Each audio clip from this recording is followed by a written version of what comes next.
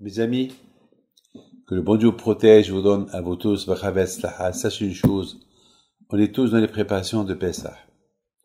Et les préparations de Pessah, ça demande beaucoup de patience. Beaucoup de fois, on risque de cachériser une chambre, l'enfant il va venir avec du hametz, il va salir toute la chambre.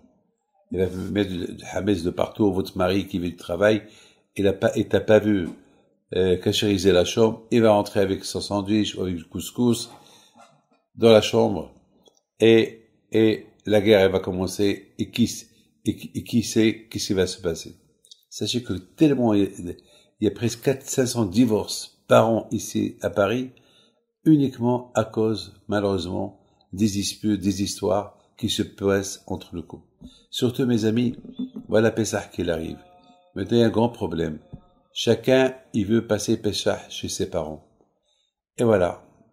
Beaucoup des fois, ils arrivent au divorce à cause des parents, à cause les parents du Hatan, ils veulent que sa famille soit chez eux.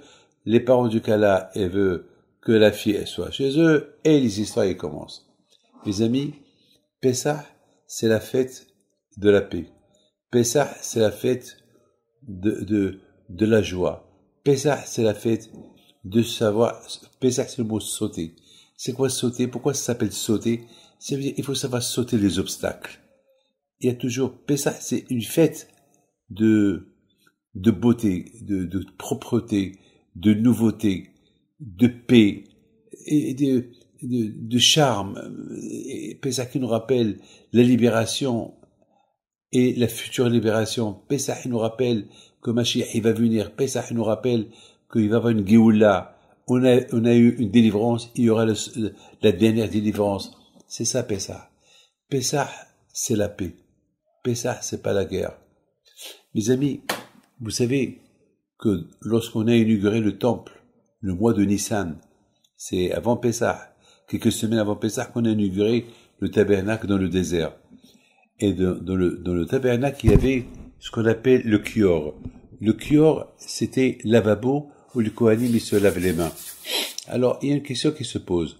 Lorsque Hachem il a dit à Moshe Rabbeinu de construire le tabernacle, eh ben, Hachem il a donné les dimensions de la table, les dimensions de l'autel de sacrifice, les dimensions de l'arche de l'alliance, les dimensions de la tente elle-même du tabernacle.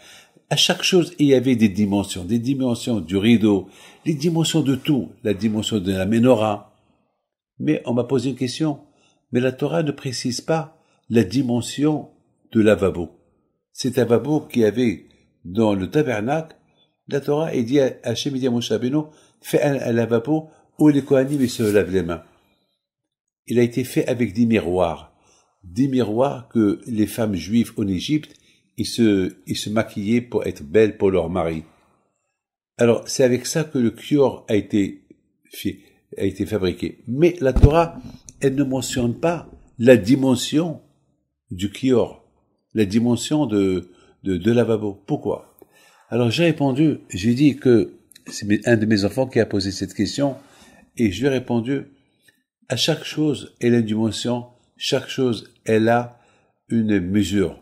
Mais lorsqu'on parle de la paix, elle n'a pas de dimension, la paix, elle n'a pas de mesure. Étant donné que le kior, lavabo, où il y avait de l'eau, où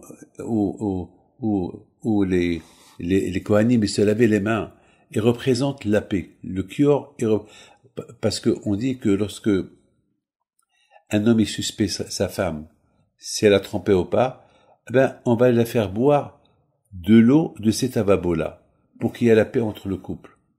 Alors, si elle a rien fait, elle va être belle, cette eau-là, elle va le rendre belle.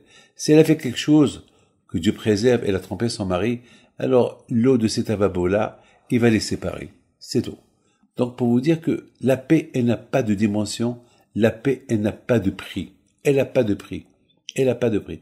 Je voudrais vous raconter une chose. Il y a quelqu'un qui vient chez moi cette semaine. et il m'invite pour le mariage. J'ai dit, pourquoi tu vas te marier? Il m'a dit, je veux marier pour être, je veux marier pour fonder un foyer. J'ai dit, mais t'as pas besoin de se marier. Il m'a dit, non, mais c'est pas possible, il faut que je me marie comme tout le monde. Je dis, comme tout le monde. Je dis, comme tout le monde. Pourquoi tu dis comme tout le monde? Il m'a dit, tout le monde se marie. Je dis, non, il faut pas dire comme tout le monde.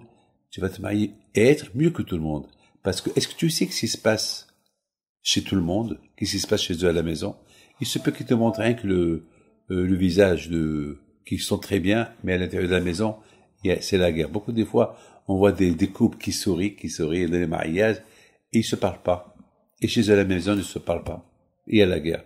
Je lui dis, il faut que, alors un couple, il se marie, il faut qu'il imagine, je veux pas me marier pour être comme tout le monde, je veux être plus que tout le monde. Parce que chez tout le monde, on ne sait pas ce qui se passe chez tout le monde. Il se peut que ça va pas chez tout le monde. Alors pourquoi tu veux être comme tout le monde? Tu es en train de te faire insulter. Non, il faut imaginer, je vais être plus que tout le monde. C'est-à-dire que je vais construire ma maison dans la paix.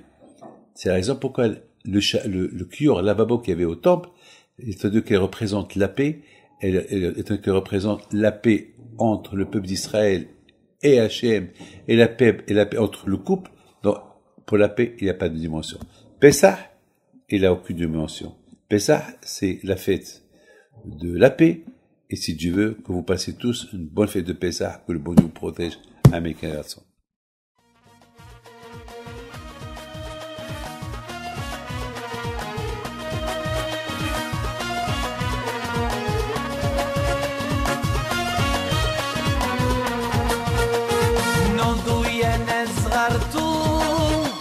على ربيع حيم بنتو وقف لنا زي خو